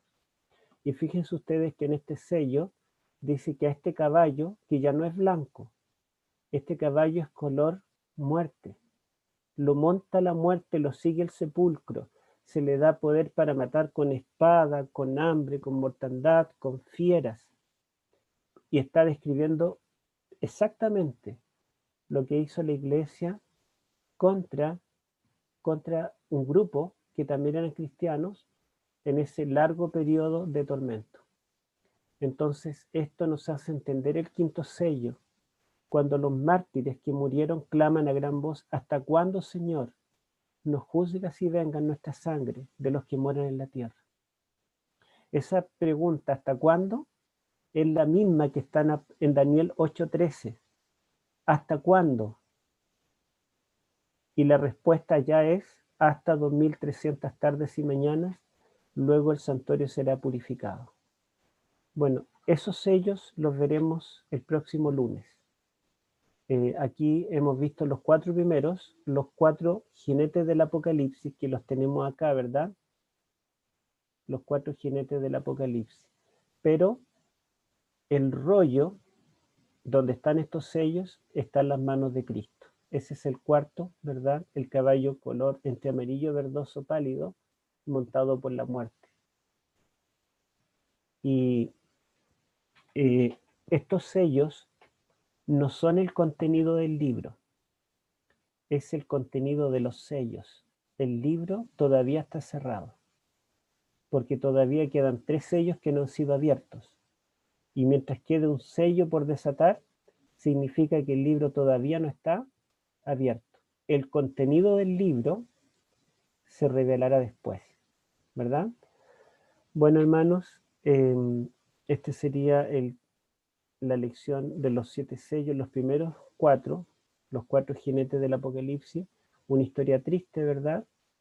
Pero es la historia real, la historia que nosotros podemos conocer a través de los libros, a través de, ahora hay videos de YouTube que cuentan la historia pasada y podemos verla con detalle, pero dentro de toda esta historia, de este sufrimiento, recordamos las palabras de Cristo que dijo en Mateo capítulo 10: no temáis aquel que mate vuestro cuerpo, porque vuestra alma no puede destruir. Temed más bien aquel que puede destruir el cuerpo y el alma en el infierno. Aunque la palabra allí se deberá traducir de otra forma.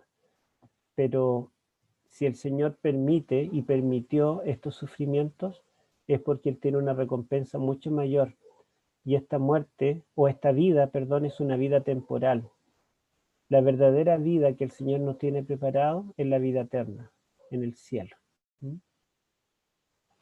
Bueno, hermanos, los escuchamos. Ahora vamos a pedir que prendan los micrófonos para que ustedes puedan también dialogar, preguntar.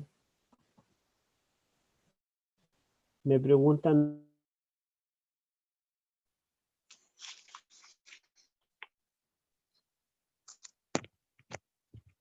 Mercado Libre. En Mercado Libre. Este libro. Pastor, estaba muteado. ¿Estoy muteado? Recién sacó. No, ya no. ¿Ya me escucha? Está bien, se escucha. Bueno, este libro lo compré en Mercado Libre. Busqué el nombre del autor y hace tiempo, el año pasado lo quise comprar, pero no quise pagar 21.000 pesos por algo tan chiquito, pero este libro ya no sale editado. El autor murió y nadie lo edita. Entonces, solamente se están vendiendo libros usados los que quedan. Y yo no encontré otro, por lo menos en Chile, así que ahora me decidí, pagué el precio y lo compré. Ustedes lo pueden buscar, el libro se llama El Anticristo Actual y el autor es el reverendo Fred Peters. St. John's. Y se lo puedo anotar acá para que ustedes lo tengan.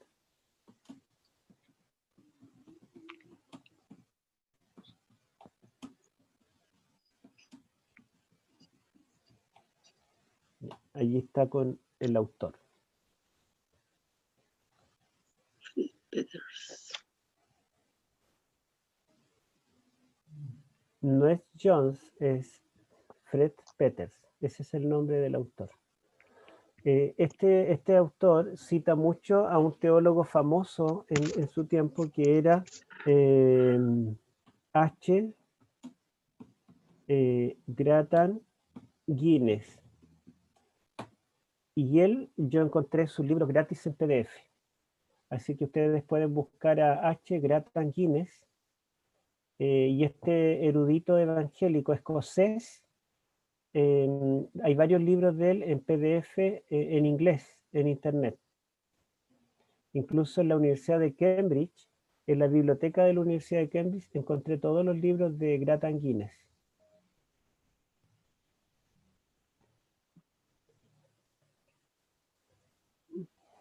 Bueno, escuchamos a los que quieran decir algo. Sí, yo en History Channel, pastor, sigo una serie que hay que de las torturas que hubieron en la Inquisición. Se ponía una herramienta dentro de la boca que empezaba a girar y se iba agrandando y las quijadas se salían los dientes, las quijadas. También parecía como asustaron al Señor Jesús, las duelas, que eran garfios, como cuando le pegaron al Señor Jesús, también masacraron a los cristianos con esa herramienta. Y muchas torturas más de que amarraban a los cristianos de todos sus miembros, de los brazos, de las cabezas, de los pies, y empezaron a girar una máquina hasta que los despedazara, y en fin, así tanta tortura atroz. Sí, Mi pregunta es, nosotros los cristianos, antes que seamos sellados, ¿podemos pasar por ese tipo de tortura? Va a haber un tiempo de martirio que, digamos, será poco antes de que acabe la gracia, pero será un tiempo muy breve. Me piden que muestre la portada del libro. A ver, lo mostramos allí. Bueno, les menciono que en el año, no me acuerdo el año exacto, pero salió un número de la revista muy interesante que se llama así como Suplicios por la Eternidad. Y habla del Museo de Cera de Francia que se abrió para recordar los mártires, y hay un montón de fotos de cristianos hechos de cera y los curas que están alrededor y cómo allí los torturan, los quiebran, los queman y distintas cosas. Entonces esa revista, como es una revista secular y conocida, yo la usaba cuando me bauticé para dar seminarios y yo predicaba y como mucha gente no sabe de esta historia, entonces yo mostraba la revista. Le decía, miren, aquí el número muy interesante y le mostraba las láminas y salían allí fotos del museo. Entonces ese número también lo pueden buscar. Yo la compré 2 veces, las 2 veces la presté, así que ya no la tengo, pero sí la tuve bastante tiempo. Y también cuando fui a Lima quise ir al Museo de las Torturas también, pero ya no estaba permitido el acceso al público. Así que allí era algo más cercano, ¿verdad? En Perú, de cómo eran las torturas de la Inquisición acá en América también. Bueno, en Chile también hay un libro que sacó una persona, el encargado de asuntos religiosos del gobierno pasado, que se llama, a ver, ¿cómo se llama él? Es, bueno, un personaje muy conocido de televisión, pero se me olvidó, que es historiador, Humberto Lago Gracia, historiador, teólogo, filósofo, sociólogo. Él escribió un libro que habla de la historia de los cementerios en Chile. Entonces él cuenta allí cómo a los cristianos evangélicos en Chile los torturaban, los mataban, y él menciona, por ejemplo, que en el Cerro Santa Lucía, que era como el botadero de la ciudad, el basurero, era el lugar donde tiraban los cuerpos de los evangélicos, porque los cementerios eran solo católicos y todo el que no era católico no tenía derecho de ser sepultado en cementerio porque ellos no iban a entrar al cielo. Así que lo tiraban junto con la basura allí a los cristianos que fueran evangélicos. Y ese historiador, Humberto Lago, ¿verdad? Que es historiador, teólogo, sociólogo, tiene varios títulos, él documenta toda la información. O sea, la Inquisición también se vivió en Chile.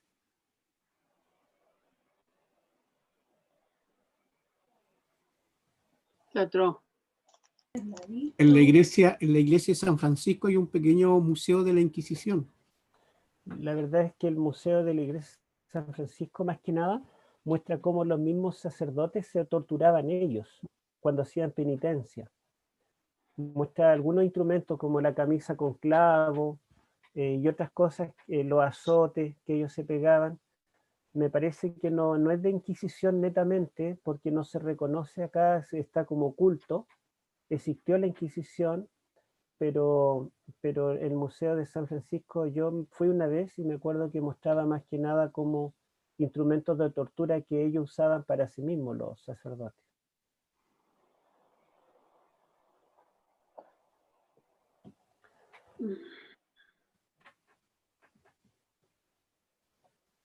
Quería contarle que una libra, dice mi Biblia, que son 327,5 gramos.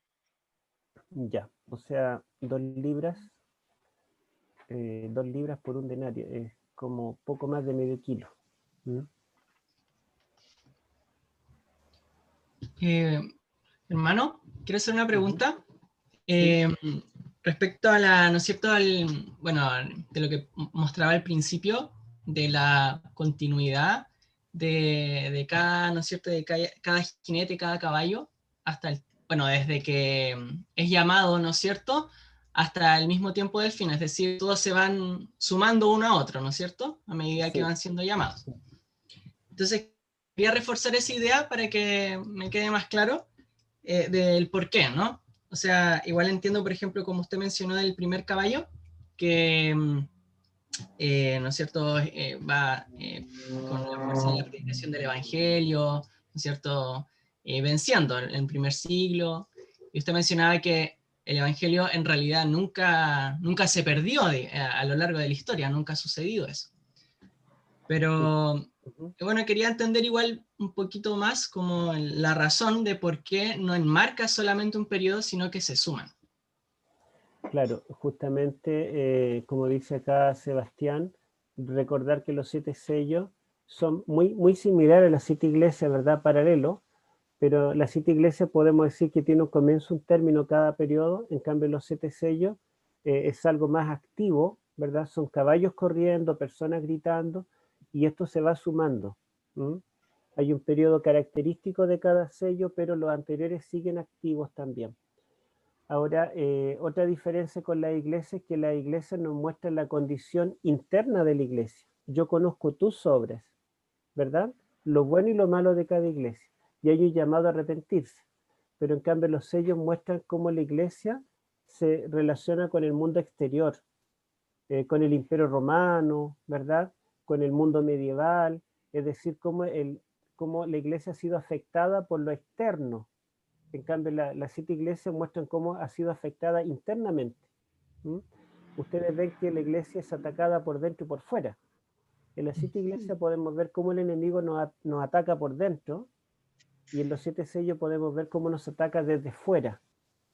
Y las trompetas en cierta forma responden a aquellos que hizo Dios en ese periodo triste en favor de su pueblo. Hay 2 manos levantadas allí, hermano Abraham y hermano Roberto. Comencemos, hermano Abraham. Bravo. Tenía 2 consultas. Por ejemplo, yo estaba viendo este libro que es Los secretos de Apocalipsis, de Duham. Sí, claro. Habla sobre el cuarto caballo, que también abarcaría en la época de Hitler, cuando estaba el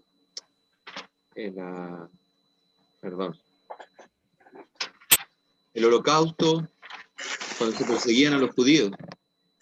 Y usted dijo que eran en la época de los 1260 años de la supremacía papal. ¿Eso también entonces podría abarcar esta época de la Segunda Guerra, cuando se mataron muchos judíos? La verdad es que no.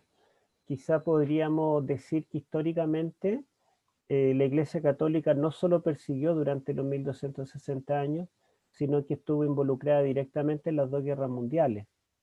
Yo tengo justamente aquí un libro que se llama La Iglesia Católica y la Alemania nazi, que es un libro de historia que cuenta cómo la Iglesia estuvo íntimamente relacionada con esta persecución contra los judíos en ese tiempo, en las guerras mundiales. Pero este periodo del 5.º sello está describiendo básicamente la Edad Media. Ahora, en este libro que ustedes, la mayoría lo tienen también, yo lo estuve repasando hoy, Los 3 ayes del Apocalipsis, yo también comento los 7 sellos. Entonces, varios de los esquemas que yo pegué acá, los tomé del libro y los pegué. Bueno, la hermana Florencia parece que dijo que quedamos como en shock después de esta lectura de este librito, y la verdad es que sí, y justamente este libro es muy duro. Yo le pedí a mi esposa que no lo leyera porque ella es medio depresiva, entonces si lee un librito así es como impactante, ¿verdad? Pero este reverendo, este teólogo evangélico, lo escribe para remecer al pueblo evangélico, porque los evangélicos, para ellos el anticristo es futuro, va a ser un judío, y no vamos a estar acá porque vamos a ser raptados antes. Entonces él de alguna forma quiere estremecerlo y muestra la cruda realidad, y lo muestra de forma muy fundamentada. Entonces, lamentablemente el libro se perdió, desapareció, no se vende, pero queda, digamos, algunas copias por ahí. Había levantado la mano Roberto, por favor. Roberto Vergara. Hola, pastor, ¿cómo está? ¿Cómo le ha ido? Pastor, yo le quería hacer una pregunta. Bueno, siempre en nuestra iglesia la postura ya cambió, pero se predicaba mucho de que el tema, que ya no iban a volver a haber mártires. Pero con el tiempo, estudio un poquitito más profundo, efectivamente nos hemos dado cuenta de que hay un periodo nuevamente que falta, ¿no? Un nuevo grupo de mártires, falta una etapa de martirio. Y me gustaría, si usted nos pudiera tal vez ampliar un poquitito ese punto de cómo cambiamos tal vez la postura. Creíamos una cosa que tal vez no iban a haber mártires, pero con el estudio sí nos fuimos dando cuenta que en realidad sí, pues hay un periodo donde va a haber un martirio que no sé, pero yo al tratar de estudiar el Apocalipsis como que no se habla mucho de eso, como que no se sabe que va a haber, pero no hay mucha información. No sé si usted tiene un poquito, puede ampliar un poquito ese punto. Y lo otro, hay un libro muy bueno, no sé si usted lo ha leído, se llama El libro de los mártires, de John Fox. Es No un lo libro ahí, he un escuchado libro hablar. es un compendio con fechas de los martirios y las formas de martirio que hizo un hermano protestante de ya hace mucho tiempo que él falleció. Y él fue tomando los datos y fue recopilando las historias y las dejó en un libro que se llamó el libro de los mártires. por si lo quiere leer, Ya. o algún hermano lo quiere leer. Sí, lo podemos buscar. Sí, Es se bueno llama estar- el libro de los mártires de John Fox, así se llama. Ya. Bueno, ustedes saben que también esto de que la iglesia torturó, mató y persiguió no es un invento, sino que el Papa Juan Pablo II lo reconoció. Justamente este autor que vivió antes de Juan Pablo II dice: ningún papa jamás ha reconocido esto. Pero interesantemente, ¿verdad? En nuestro tiempo hay un papa que lo reconoció, y yo cuando dábamos los seminarios de Apocalipsis de un mes y teníamos que predicar todos los días y con puras visitas, pura gente que no conocía, entonces yo les decía, bueno, lo que yo les voy a contar no es algo que nosotros estamos diciendo de la iglesia, sino que la iglesia lo reconoce. Y citaba las palabras del Papa Juan Pablo II. Aunque el Papa trató de disminuir las cantidades y todo lo demás, pero de todas maneras por lo menos lo reconoció. Alguien me preguntó qué texto griego usaba yo. El texto griego que se usa, la verdad es que no es un manuscrito en particular, sino un Nuevo Testamento griego que yo se lo he mostrado, lo tengo acá, y que es, digamos, es un texto que se hizo en base a los, ahí está, a los mejores manuscritos. Se tomó todos los manuscritos más antiguos, más confiables, y se hizo un texto griego que es más o menos así, con un aparato crítico donde muestra las variantes. Aquí abajo están todas las otras variantes que hay en otros manuscritos, y están categorizadas de la A a la D. O sea, cuando es confiable plenamente tiene una A, cuando es media confiable es B, después C, cuando no muy confiable, y cuando ya es dudosa es D. Justamente Nestlé y Alan se llama, ya va en la 28ª edición, y esa misma la tengo en la enciclopedia del computador, entonces no es necesario escribir, sino que yo copio y pego, es más fácil. Tengo el texto ahí, y la mayoría de las Biblias modernas están basadas en este manuscrito griego, que es un trabajo de chino, de los principales expertos en el idioma bíblico, en este caso el griego.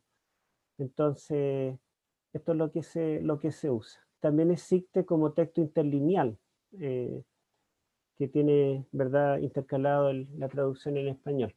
Y también está gratis en el celular. Yo lo tengo en mi celular, también la Biblia griega y la Biblia hebrea, que están gratis. Uno las puede bajar. Incluso bajé una Biblia hebrea donde está con lectura. Por ejemplo, ustedes la bajan y si aprietan leer, un icono ahí de video, comienza a leer Bereshit, Bara, Elohim, y ustedes pueden ver ahí escuchar cómo se pronuncia. Así que todo eso está gratis ahora en internet. Yo tengo la Biblia hebrea español, Ya. pero en el teléfono. Claro, se puede bajar hebrea La español. bajé, pero ¿sabes lo que no tiene el Apocalipsis? Es que la Biblia hebrea es solo el Antiguo Testamento. No tiene el ya por Nuevo. eso. Claro, Ya por eso. el Nuevo Testamento fue escrito en griego. En ese caso tendría que buscar la Biblia griega. Ya. Bueno, alguien había levantado la mano. Aquí vi que habían como 3 manos. Benigno Retamal. Hola pastor, ¿cómo está? Muy buenas noches. Buenas noches, Beno. Yo quería preguntarle un poco sobre la interacción que hay con los seres vivientes, que es bastante particular. No hay interacciones tan específicas en el resto de la Biblia como pasa acá. En Ezequiel se le ve también, pero en Apocalipsis es especialmente particular. Y lo que me llama la atención también es la forma, el orden en que aparecen, porque hay como una especie de contraste entre ellos mismos. Primero aparece el que tiene cara de león, que de alguna forma simboliza también a Cristo como rey. Hay varios autores y teólogos que mencionan esa idea. Y después está el que es como un becerro, que de alguna forma es como un ciervo, entonces es exactamente lo opuesto al anterior. Y los últimos dos también son bien opuestos entre sí, uno humano y el otro con características divinas. Entonces quería saber un poco si usted tiene alguna opinión al respecto de eso, de por qué aparece, por qué esta interacción con los seres vivientes y si tendrá algo que ver con el mensaje que predicó la Iglesia en el periodo particular de supremacía papal. Así para especificar un poco más la pregunta, me refiero a que de alguna forma la comprensión que tenían de Cristo, entiendo que a lo largo del tiempo también fue cambiando y podría tener algo que ver con las características que en este caso se van mencionando. Gracias. Ya. Bueno, antes de responder la pregunta de Beno, me acordé que no le respondí al hermano que preguntó antes sobre los mártires del tiempo del fin. ¿Se acuerdan que él preguntó que si iban a haber mártires y por qué antes no lo decíamos y ahora lo decimos? Sí. Bueno, esa es una pregunta que quedó pendiente y más la de Beno. Cuando yo me hice adventista, el primer libro de Ellen G. White que leí completo fue El conflicto de los siglos. Lo leí en la micro, entonces del colegio a la casa lo fui leyendo hasta que lo leí completo. Y la verdad es que ahí ella describe bastante el martirio, por ejemplo, el capítulo que habla de Bohemia, de Hus, Jerónimo y de otros mártires, pero cuando habla del tiempo del fin, el conflicto final, la marca de la bestia y todo lo demás, no menciona mártires. El conflicto de los siglos en ninguna parte menciona que habrá mártires en el tiempo del fin. Y como el conflicto de los siglos describe todo el Daniel y Apocalipsis, entonces cualquiera que lea el conflicto de los siglos tiene una visión completa del Apocalipsis, pero no queda con la idea de que no hay mártires. Sin embargo, en otros libros, Ellen G. White menciona que sí habrá mártires también en el tiempo del fin. Por ejemplo, en la matutina Maranata, el Señor viene, ella allí, entre otras cosas, ¿verdad?, menciona que habrá mártires.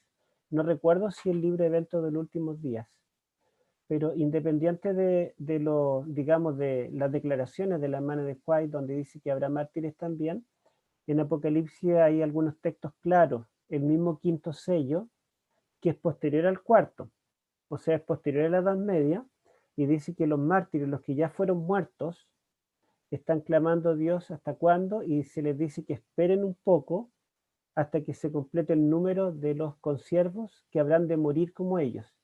O sea, eso nos da a entender que en el conflicto final también habrá otra vez mártires. Y también Apocalipsis capítulo 13, versículos 9 y 10, nos dice que algunos morirán a espada, otros serán llevados en cautiverio por causa de Cristo en el conflicto final. Pero como lo describe Ellen G. White, ella dice que ese periodo va a ser muy breve. No va a tener, digamos, la extensión de más de 1000 años que duró la Edad Media, que fue un exterminio prácticamente. Ahora ella, hablando en detalle, dice que va a haber 2 decretos dominicales, un primer decreto dominical donde se va a mandar guardar el domingo, pero no se va a prohibir guardar el sábado. Y ella dice que nosotros no tendríamos inconveniente en seguir guardando el sábado en ciudades pequeñas, pero dice que en las grandes ciudades nosotros tendremos problemas y la gente será más violenta en las grandes ciudades, y dice que nos van a perseguir y nos van a matar y allí habrá mártires. Entonces dice ella que cuando se dicte el primer decreto dominical será la señal para salir de las grandes ciudades y librarnos del martirio. Entonces, si nosotros obedecemos ese mandato, no sufriremos el martirio ni la persecución. Irnos a ciudades pequeñas. Y cuando se dé el segundo decreto dominical, que ahí sí será un decreto de muerte, dice que allí debemos salir incluso de las ciudades pequeñas a lugares inhóspitos, pero ya estaremos en el tiempo de las plagas, ya habrá terminado la gracia. Por lo tanto, ahora cuando sí se dé un decreto de muerte, será inefectivo, porque no habrá ningún mártir más. Después que acabe la gracia y estemos sellados con el sello de la vida eterna, ninguno de nosotros experimentará la muerte. Por lo tanto, solamente habrá mártir en ese corto lapso entre el primer decreto dominical y el fin de la gracia. Pero si nos vamos a las ciudades pequeñas, dice ella que no moriremos. Y otra vez ella lo hace un paralelo con el sermón profético de Cristo, que en Jerusalén Jesús dijo: cuando veáis a Jerusalén rodeada de ejércitos, salid. No vuelvan a la casa a tomar ropa, no vuelvan a tomar alguna provisión. El que esté en el techo no entre a la casa primero, sino que salte del techo y váyase. Y el historiador judío Flavio Josefo dice que todos los que acataron aquella orden y salieron en ese momento, ninguno murió. Pero todos los que permanecieron en Jerusalén fueron muertos, torturados o esclavizados. Ese es el panorama, digamos, en relación a los mártires que habrá en el tiempo del fin, que no será, digamos, tan extenso como fue el periodo de los 1260 años.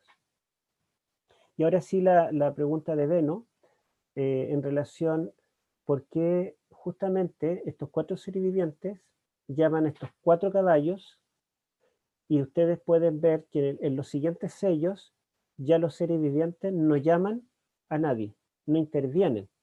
Lo vamos a estudiar en la próxima semana, pero esa es una diferencia, porque los 4 seres vivientes están muy activos, los 4 primeros.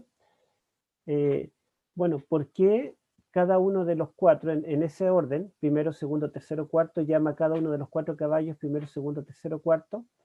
Es por la relación que mencionábamos, ¿verdad? Por el león, que es símbolo de victoria, llama al caballo victorioso. El becerro, que es símbolo sacrificial, llama al caballo rojo de sangre. El tercero, el hombre, llama al caballo negro de la apostasía. Y el cuarto, ¿verdad?, que es el águila, llama al caballo que representa el martirio y la Inquisición, porque representa el poder protector de Cristo. Ahora, estos 4 seres vivientes también representan a Cristo en cierta forma, ¿verdad? Y cómo Cristo está presente en cada una de las iglesias. Estos seres vivientes se identifican cada uno con un periodo en estos primeros 4 sellos. Y esto confirma lo que decíamos, que los sellos se dividen en 4, 2, 1. Los 4 primeros son característicos, tienen elementos comunes entre sí y son diferentes a los últimos 3 sellos. ¿Alguien más?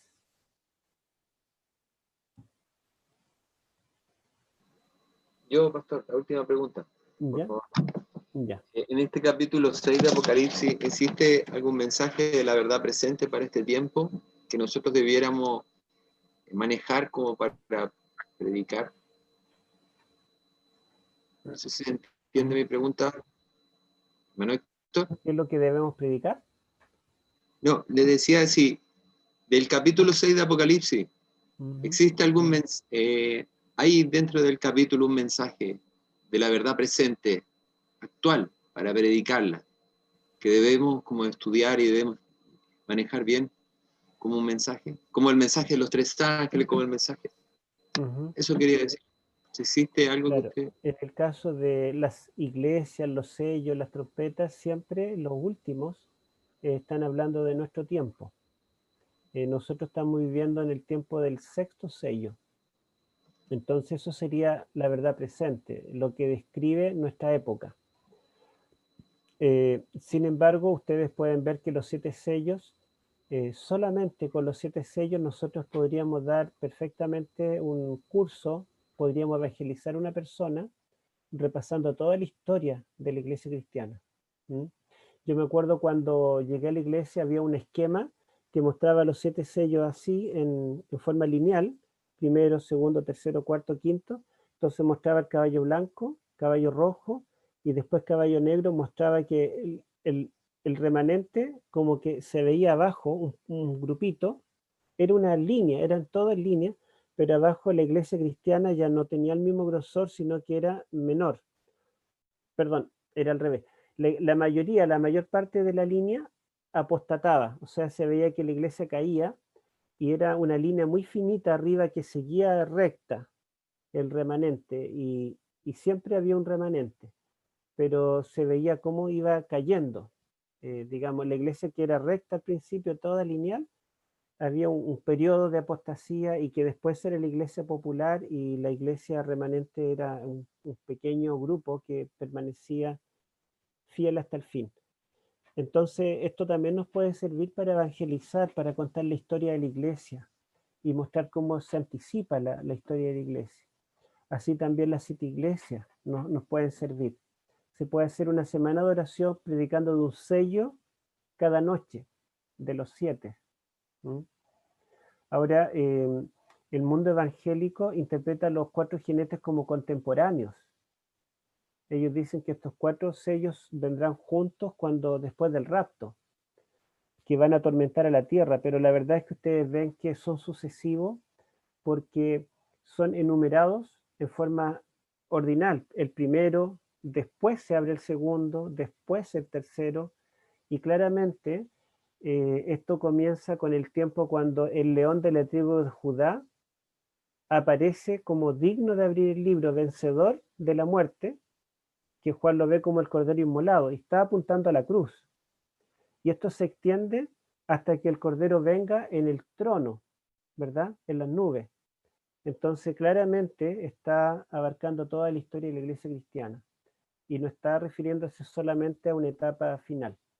Así que nos sirven los sellos para predicar, incluso para mostrar que otras teologías no están correctas. Bueno, hermanos, que Dios les bendiga.